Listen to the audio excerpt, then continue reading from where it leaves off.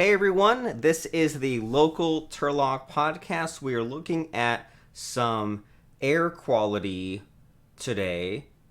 And so it looks like at the moment, if you're in the area, don't go outside because as far as the ash level, we are up in the level 5 region. In the ozone level, we are going straight up. Avoid the outdoors if you can.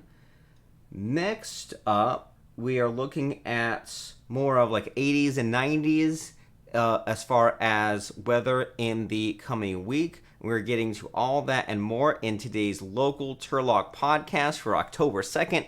Buckle up for another episode as this podcast gives you some of the interesting scoops, news, and stories for the week of October 2nd. And it's already the 2nd of October, going by so quickly. I hope you are safe and tuning into our podcast this week. We have an inspiring story where a local Turlock retiree and Red Cross volunteer for the past 22 years made his free time worthwhile as he helped those affected by the onslaught of the fires in the northern half of California. Now, good news to those who are missing out the outdoors. The California Department of Public Health has given the green light for parks and playgrounds to reopen statewide. And speaking of outdoors, here is a fun one. Go Drive Up Turlock, which is the drive-in movie theater over at the Turlock Fairgrounds, has opened its doors to the public. Now, a bit of bad news. A fire at a Turlock home on Wednesday morning displaced 10 residents in the 400 block of Julian Street. And moving on, if you're wondering where we get fair food in October, well, the Stanislaus County Fair Food will make an October appearance the next 2 weekends in the Stanislaus County Fairgrounds. Isn't that cool? We can't have the fair, can't have that close contact due to the virus, but we can have some of that fair food. And we have some latest updates about COVID-19 in Stanislaus County. All that and more in today's local Turlock podcast. Let's get to it. First of all, from the Turlock Journal, they let me get this past there. A Turlock retiree makes his free time count with Red Cross. Being a volunteer with the American Red Cross for the past 22 years, Turlock resident Dan Hardesty thought he had seen it all, from helping those affected by the September 11th terrorist attacks to making sure team members could communicate with one another in the aftermath of Hurricane Katrina. That was the case until this year, when he was called upon last month to help those affected by the onslaught of fires which had engulfed the northern half of the state. While Hardesty was no stranger to providing aid during a crisis, this was the first time he had to do so during a global pandemic. He was asked to accept a position as Disaster Services Technology Chief. The position would be part of a rapid response team, and Hardesty's job was to ensure that 450 Red Cross staff could communicate with each other and Red Cross headquarters. After 17 days on the job, Hardesty was relieved by a fellow Red Cross volunteer. He's already helping out with fires again, however, filling in for a staff member in Fresno and driving down to help every other day. While most people retire from their day jobs to relax, Hardesty doesn't mind dedicating his free time to such a worthy cause. I think we might have had the wrong article, so here we go. Here is Chief Armafar leaving a legacy of community policing. And next up, we are talking about parks reopening. You find just the right link to click on. Parks reopen as Stanislaus County remains in widespread COVID-19 tier. The California Department of Public Health has given the green light for parks and playgrounds to reopen statewide, regardless of what tier the counties are in currently. The authorization was granted Monday and is only for outdoor parks and playgrounds. It also comes with a lengthy list of rules designed to minimize the spread of COVID-19. Playgrounds that are allowed to open must be fully outdoors, free to enter and use, and publicly accessible. Stanislaus County is making progress towards moving to the next tier down in California's blueprint for a safer economy, but currently remains in the widespread purple tier.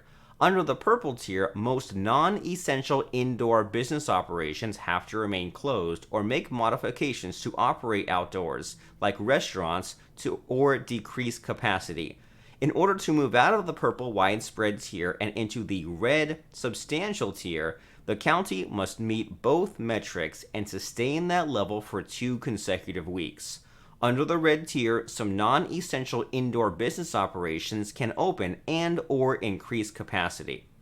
And we talked about drive-in movie theaters last week, but let's touch base on that again, because Go Drive Up Turlock, which is a drive-in movie theater located at the Turlock Fairgrounds, has opened its doors to the public.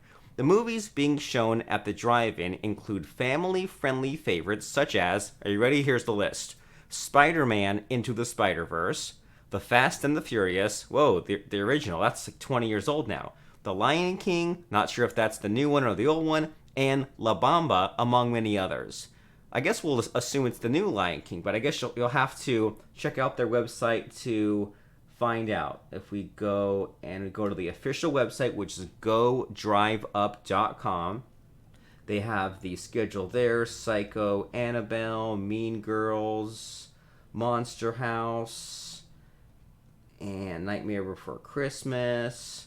So, not sure where the heck the Lion King is on that, but I guess we'll just have to check out the article here. And so the organizers of the drive-in theater have set up 3 shipping containers on top of each other to create a larger screen. You can enjoy the movie while having blankets and pillows in the back of your car. You can set chairs outside within your slot, or you can stay inside your car.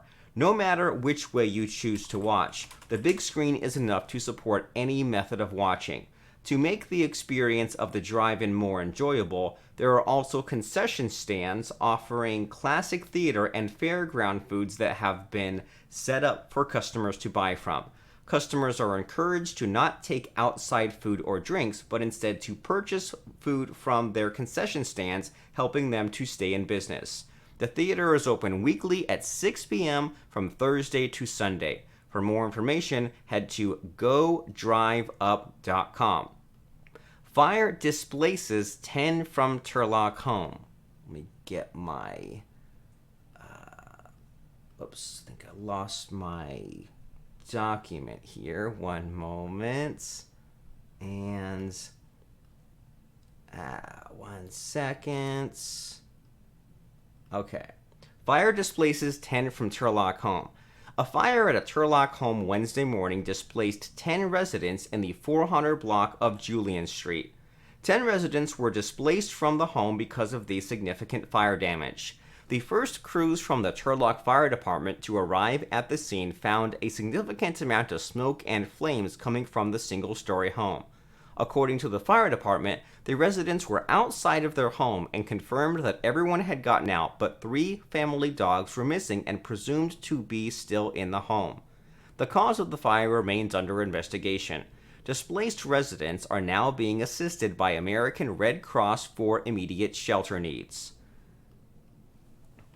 Sad stuff, but let's pivot into something a little more positive, which is fair food. Fair food in October, when to get it at the Stanislaus County Fairgrounds. Stanislaus County Fair Food will make an October appearance for the next 2 weekends. It's called Sit Tight Fair Bites. It will have a fall return at the fairgrounds in Turlock, according to a press release. Drive-through options only are available. Here come some dates, ready? Friday through Sunday, October 2nd through 4th, 11 a.m. to 7 p.m., and the VFW 5059 auxiliary booth's famous Fair Burgers and Warrior Fries will be offered along with Yonan's fresh hand-dipped corn dogs and curly fries, as well as offerings from Funnel Cakes Express. On Friday through Saturday, October 9th through 10th, 11 a.m. through 7 p.m., so now we're talking about next week, the VFW hamburgers and fries and funnel cakes will be available as well, next weekend as well. Staff will practice safety guidelines set by the county, and customers must stay inside their cars. The Stanislaus County Fairgrounds, if you don't know it, it's 900 North Broadway in Turlock, just kind of like where Monta Vista and Golden State meet just about. here's the Stanislaus County Fair, and you can check that out. We said again, Friday through Sunday, October 2nd through 4th, 11 a.m. to 7 p.m., and then the same next week to get those burgers, corn dogs, curly fries, and funnel cakes. And we will wind things down, wrap things up by recapping about the coronavirus and finding some numbers there as well. The COVID-19 caseload continued to grow slowly in Stanislaus County on Wednesday. It also announced 3 more deaths for a total of 362. The 16 new positive tests bring the total to 16,512, according to the Health Services Agency. There were 102 deaths in September, down from 148 in August. And on the Modesto Bee here, we can see the percentages based on age, and it looks like right now the positive tests are mostly the age 40s and younger. Here we go as far as some numbers. Modesto has about 6,000 positive cases. Turlock has 2,200. That seems to be about the same as it was last week, but then Ceres is close to catching us. There were 102 deaths in September, down from 148 in August. That's good, right? The deaths are down. In July, the county reported 60 deaths. So we're saying 60, then jumped to 148, then down to 102. The county remains in the lowest, or the purple tier, in the state rating system that decides how much restaurants and other businesses can loosen its coronavirus restrictions. And so we're talking about, when we say the lowest, we mean like